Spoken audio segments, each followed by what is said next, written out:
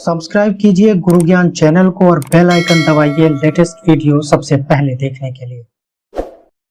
नमस्कार, गुरुजी आईएएस के audio article programme में आपका स्वागत है। मैं हूं ए.के. उपाध्याय। हमारा आज का article open network digital commerce से संबंधित है। चलिए आर्टिकल की शुरुआत करते हैं।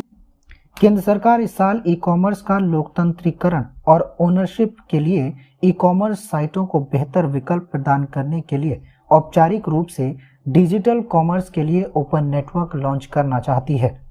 हालांकि इसने कंपनियों से ओएनडीसी प्लेटफॉर्म में शामिल होने का आग्रह किया है। प्रमुख ई कॉमर्स खिलाड़ी जैसे अमेजॉन और फ्लिपकार्ट बोर्ड पर आने के लिए अनिच्छुक रहे हैं। चलिए एक नज़र डालते हैं ओएनडीसी पर। सरकार ई कॉमर्स बाजार की मूलभूत संरचना को मौजूदा प्लेटफॉर्म केंद्रित मॉडल से एक ओपन नेटवर्क मॉडल में बदलना चाहती है। ओएनडीसी को यूनिफाइड पेमेंट्स इंटरफेस यानी यूपीआई प्रोजेक्ट के बाद तैयार किया गया है, जिसे कई लोग सफलता के रूप में देखते हैं। यूपीआई परियोजना लोगों को पैसे भेजने या प्राप्त करने की अनुमति देती है, भले ही वे जिस भुगतान प्लेटफॉर्म पर पंजीकृत हों। इसी तरह सरकार यह सुनिश्चित करना चाहती है कि ई कॉमर्स बाजार में सामान के खरीदार और विक्रेता उन प्लेटफॉर्मों पर ध्यान दिए बिना लेन देन कर सकते हैं जिन पर वे पंजीकृत हैं। तो ओएनडीसी के तहत अमेजॉन पर पंजीकृत एक खरीदार उदाहरण के लिए फ्लिपकार्ट पर बेचने वाले विक्रेता से सीधे सामान खरीद सकता है। इस तरह के लेन देन को हकीकत बनाने के लिए सरकार ने कंपनियों को ओएनडीसी पर खुद को सूचीबद्ध करने का आदेश दिया है। ओएनडीसी का पायलट संस्करण पिछले साल कुछ प्रमुख शहरों में लॉन्च किया गया था और हजारों विक्रेता पहले ही प्लेटफॉर्म पर शामिल हो चुके हैं। हालांकि अमेजॉन और फ्लिपकार्ट ने अभी तक ओएनडीसी नेटवर्क पर अपने मुख्य शॉपिंग प्लेटफॉर्म को ऑनबोर्ड नहीं किया है। एक नज़र डालते हैं सरकार के पर्सपेक्टिव पर कि सरकार इस पर जोर क्यों दे रही है। सरकार का मानना है कि ओएनडीसी कुछ बड़े प्लेटफॉर्म्स के ई कॉमर्स बाजार के वर्चस्व को समाप्त कर देगा। इसमें कहा गया है कि ई कॉमर्स बाजार वर्तमान में निजी प्लेटफॉर्म द्वारा संचालित और वर्चस्व वाले साइलो में टूट गया है। उदाहरण के लिए अमेजॉन और फ्लिपकार्ट पर कुछ विक्रेता संस्थाओं को बढ़ावा देने का आरोप लगाया गया है, जिसमें वे अप्रत्यक्ष हिस्सेदारी रखते हैं।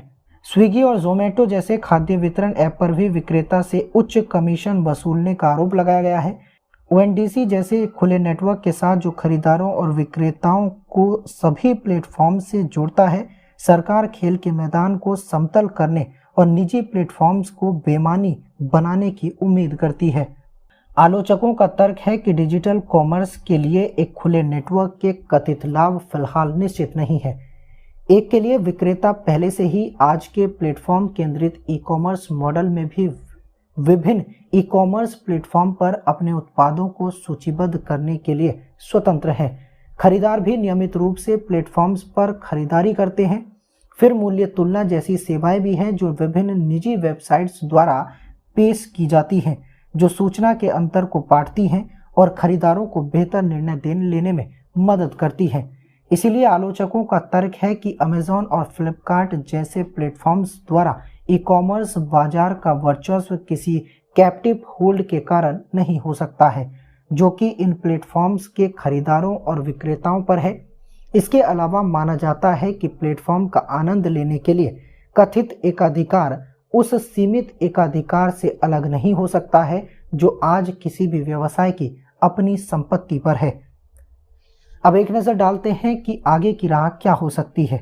सरकार के टेक्नोक्रेट्स की ई कॉमर्स प्लेटफॉर्म के लिए एक कुशल विकल्प के साथ आने की क्षमता का परीक्षण किया जाएगा, क्योंकि सरकार ओएनडीसी को रोल आउट कर रही है।